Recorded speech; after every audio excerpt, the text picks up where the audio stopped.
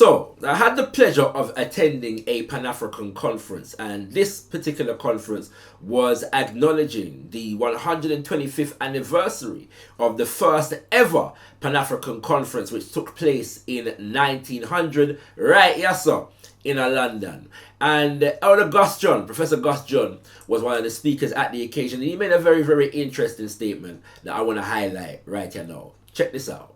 My sister there, Sister Esther, can attest to the fact that we, who were both members of the African Union's Technical Committee of Experts, charged with working out the modalities for making the sixth region, the diaspora, the sixth region of Africa, have had endless problems trying to bring together continental Africans and Africans from the diaspora right here in Europe. And rather than attending to that fundamental and urgent task, you had people emerging as the Windrush brigade, and I can't but mention them, trying to suggest that what we need to be doing is telling Massa how he loves to kiss his ass. So we come and we say, we will do your nasty work, all your filthy jobs and the overtime, nighttime work that nobody wants to do. And when when we finish that, we will kiss your ass and then turn around so that you can kick our ass. That's what that narrative is about.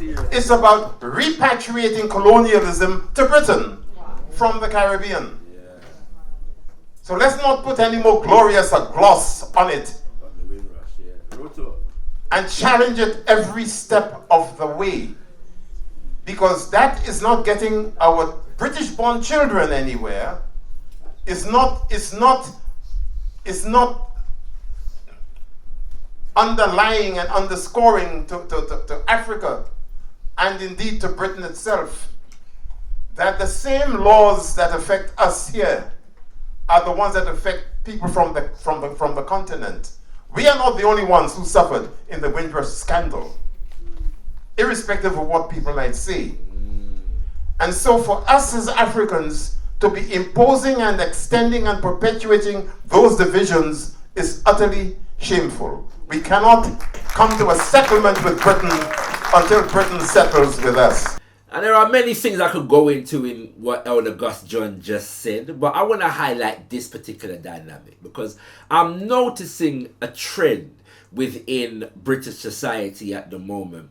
And that trend is designed to turn the black community, the masses of black people in the UK, into mascots of British Empire. And it seems obvious that British society realized that it was better, more beneficial, strategically beneficial for them to have black people allied with and allegiant to British society, British Empire, than have us, disgruntled and potentially rebelling against it. And there are many, unfortunately, within the black community who are willing to make of themselves these mascots, minions and serfs, parroting the narrative. And we're going to get to the narrative in a second. But one of the things that they have to do is to co-opt the narrative about our migration to the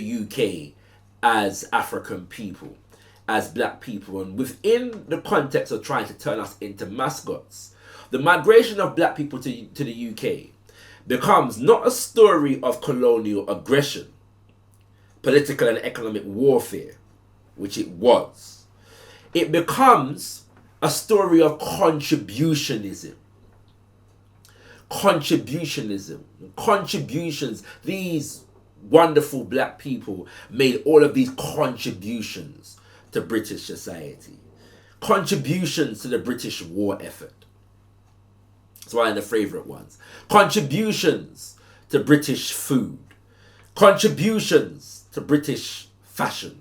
Contributions to British music. And within all of this contributionism, the idea is that the best of who we are as black people, as African people, is to be found in what we contributed to British society.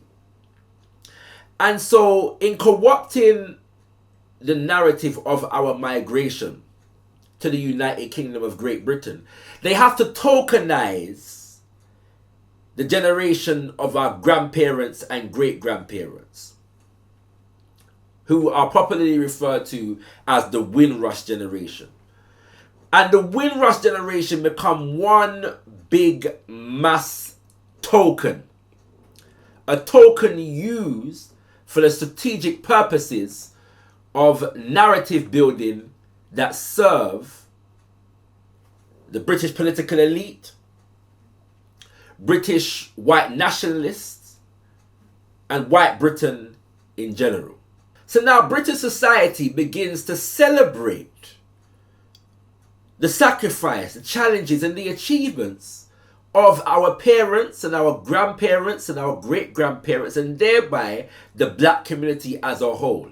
And they turn our elders' generation into a caricature of token magical Negroes, pristine model immigrants who came and did all of these wonderful things that made a valiant contribution to British society. And the narrative that comes along with this goes a little something like this, that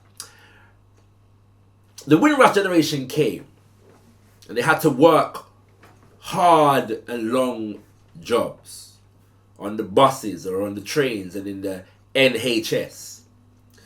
And sometimes they had to face violence on the streets of Britain from the Teddy Boys and the skinheads and other gangs of racist, violent white youth.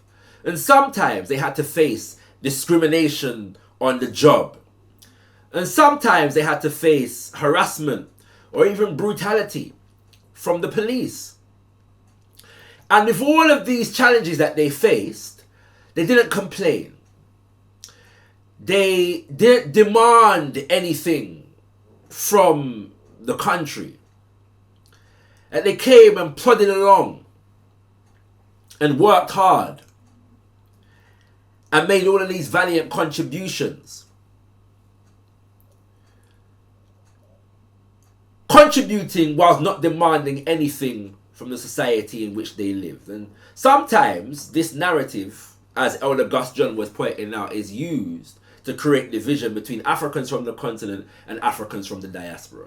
And sometimes the narrative is used to create division between the older generation of Africans in the UK and the younger generation of Africans in the UK. And sometimes, and increasingly so, it's used to weaponize this caricatured example against other immigrant, more recent immigrant communities to the UK. And the narrative that comes with that latter example goes a little something like this, that whilst the Windrush generation came and contributed all these great and wonderful things, they assimilated into British society. But the more recent immigrants refused to assimilate. And whereas the Windrush generation didn't demand anything, the recent immigrants are constantly demanding things from the society while they contribute nothing to the society. And they're scrounging off the state. This is the narrative. And so our elders and the sacrifice of our elders now becomes a caricature token weapon to suit the interests of British society. And so there are many in our community now who are parroting this narrative. They've hedged their bets. They're hedging their bets. And they've concluded that it's better to align themselves with the interests of white Britain and white nationalists in particular. And prove their allegiance to the white nationalist narrative in Britain by parroting this particular narrative and feeding into the caricaturing of the so-called Windrush generation. Now, brothers and sisters, these are all very interesting dynamics. But the reality is this, that it's a complete nonsense. And in fact, it's an insult to suggest that our grandparents, great-grandparents and parents came to the UK and didn't demand anything. It's a complete nonsense argument.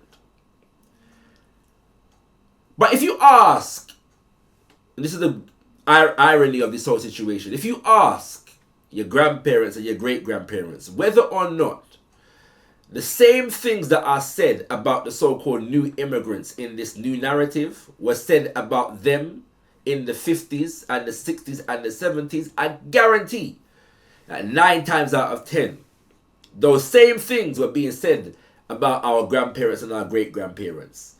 They've come to take from the country.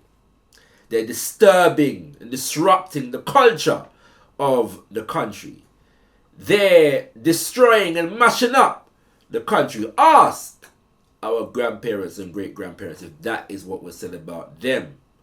And I am certain that you will find a significant amount of them confirming the fact that that was the narrative.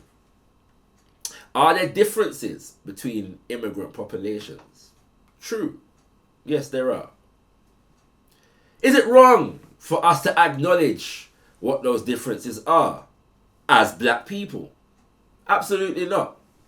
What I am saying is that we should not be allowing white Britain and the white nationalists of white Britain to weaponize us to meet their interests against new immigrants. That if we recognize those differences, we recognize them based upon our own understanding and in pursuit of our own interests.